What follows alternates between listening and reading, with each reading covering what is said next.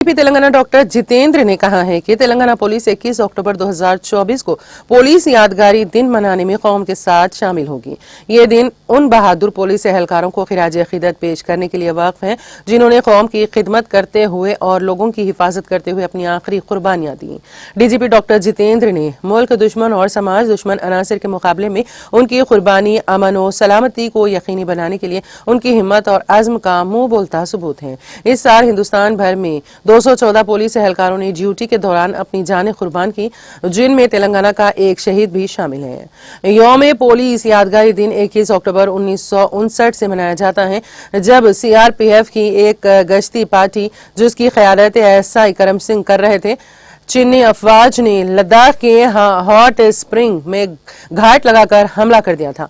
इंतहाई सख्त हालात के बावजूद 10 जवानों ने बहादुरी से मुकाबला किया और उनकी शहादत को उस दिन याद किया जाता है, जो 16,000 फुट की बुलंदी पर दिखाए गए बहादुरी की निशानी है। उन्होंने बताया है कि तेलंगाना में पुलिस यादगारी तकरीबात 21 अक्टूबर से 31 अक्टूबर 2024 तक मनाई जाएगी। इसका इख्तिताम कौमी इत्तेहाद के दिन सरदार वल्लभ भाई पटेल के यौम पैदाइश पर होगा। इन शोहदा को खिराज अकीदत पेश करने के लिए रियासत भर में तरह तरह के प्रोग्राम मुनक्कद किए जाएंगे।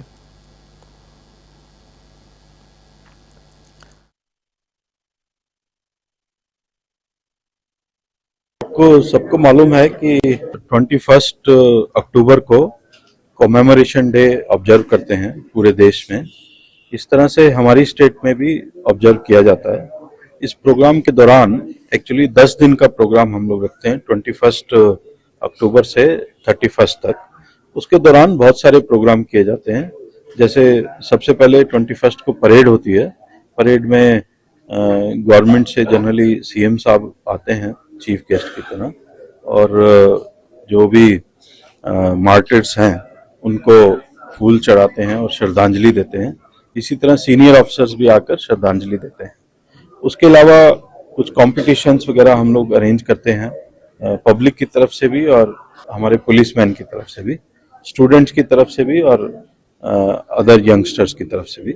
उसके अलावा हम लोग सब ओपन हाउस भी रखते हैं, जिसमें लोग पुलिस के बारे में जानकारी पाते हैं। उसके अलावा अवेयरनेस प्रोग्राम भी हम लोग कंडक्ट करते हैं।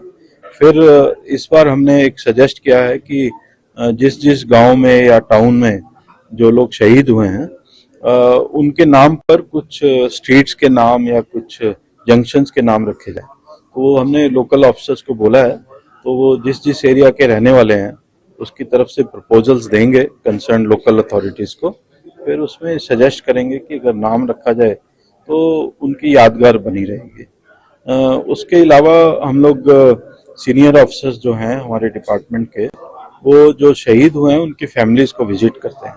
तो विजिट करने में उनको किसी तरह की दुख तकलीफ हो या उनके जो बेनिफिट्स आने वाले हो वो नहीं आए, तो उसकी तरफ भी हम लोग ध्यान देते हैं और फिर कंसर्न लोगों से फॉलो अप करके उसको प्रॉब्लम को सॉल्व करते हैं।